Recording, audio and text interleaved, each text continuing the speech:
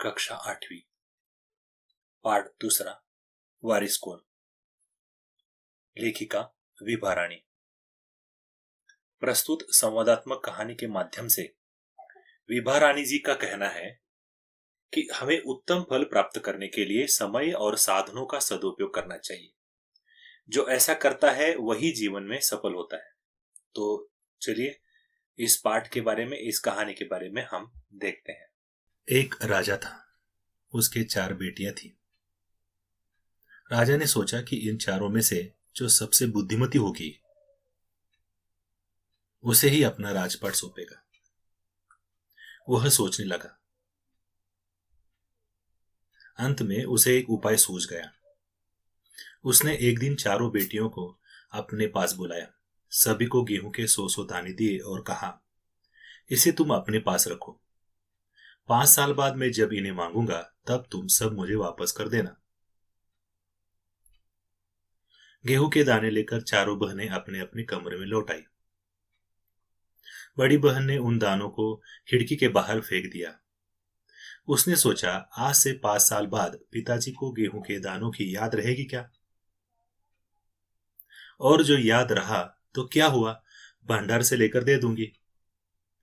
दूसरी बहन ने दानों को चांदी की एक डिब्बी में डालकर उसे मखमल के थैले में बंद करके सुरक्षा से अपनी संदूकची में डाल दिया।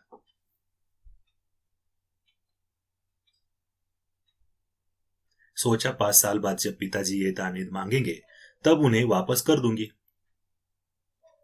तीसरी बहन बस सोचती रही कि इसका क्या करूं। चौथी और छोटी बहन तनिक बच्ची थी। तनिक, थोड़ा शरारत करना उसे बहुत पसंद था। उसे गेहूं के भुने दाने बहुत पसंद थे। उसने दानों को भुनवाकर खा डाला और खेल में मग्न हो गई। तीसरी राजकुमारी को इस बात का यकीन था कि पिताजी ने उन्हें यूं ही दाने नहीं दिए होंगे।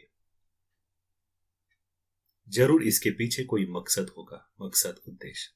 पहले तो उसने भी अपनी दूसरी बहनों की तरह उन्हें सहेज कर रख देने की सोची, लेकिन वह ऐसा न कर सकी। 2-3 दिनों तक वह सोचती रही। फिर उसने अपने कमरे की खिड़की के पिछले वाले जमीन में वे दाने बो दिए। समय पर अंकुर फूटे, पौधे तैयार हुए, दाने निकले। राजकुमारी ने तैयार फसल में से दाने निकाले और फिर से बो दिए। इस तरह 5 वर्षों में उसके पास ढेर सारा गेहूं तैयार हो गया। 5 साल बाद राजा ने फिर चारों बहनों को बुलाया और कहा, आज से 5 साल पहले मैंने तुम चारों को गेहूं के 100 दाने दिए थे और कहा था कि 5 साल बाद मुझे वापस करना। कहाँ है वे दाने? बड़ी राजकुमारी भंडार जाकर गेहूं के दाने ले आई और राजा को दे दिए। राजा ने पूछा, क्या ये वही दाने हैं जो मैंने तुम्हें दिए थे? पहले तो राजकुमारी ने हाँ कह दिया, मगर राजा ने फिर कड़क कर पूछा, तब उसने सच्ची बात बता दी। राजा ने दूसरी राजकुमारी से पूछा, तुम्हारे दाने कहाँ हैं? दूसरी राजकुमारी अपनी संदूकची में से मखमल के खोल वाली डिब्बा उठा लाई, जिसमें उसने गेहूं के दाने सहेज कर रखे थे। राजा ने उसे खोलकर देखा, दाने सड़ गए थे। तीसरी राजकुमारी से पूछा, तुमने क्या किया उन दानों का? तीसरी ने कहा, मैं इसका उत्तर आपको अभी नहीं दूंगी, क्योंकि जवाब पाने के लिए आपको यहां से दूर जाना पड़ेगा और मैं वहां आपको कल ले चलूंगी। राजा ने आप चौथी और सबसे छोटी राजकुमारी से पूछा।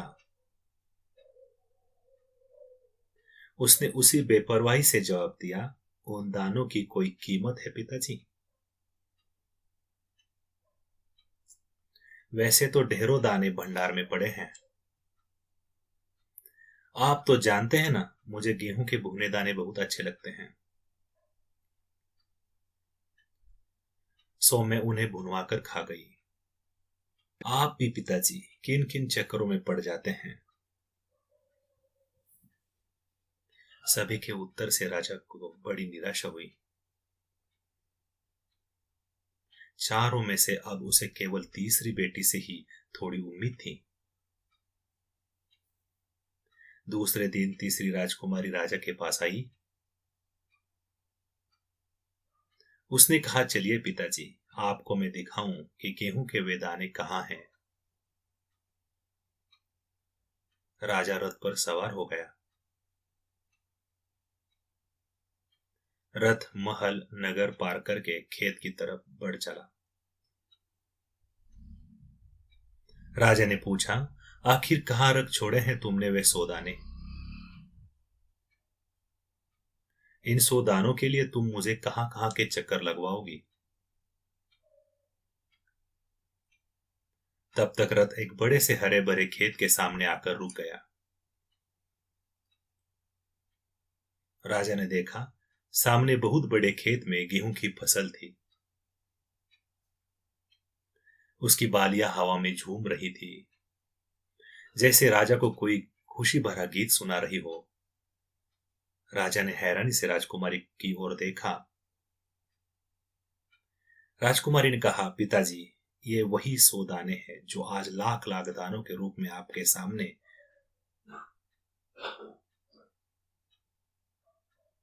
मैंने उस 100 दानों को बोकर इतनी अधिक फसल तैयार की है। राजा ने उसे गले लगा लिया और कहा,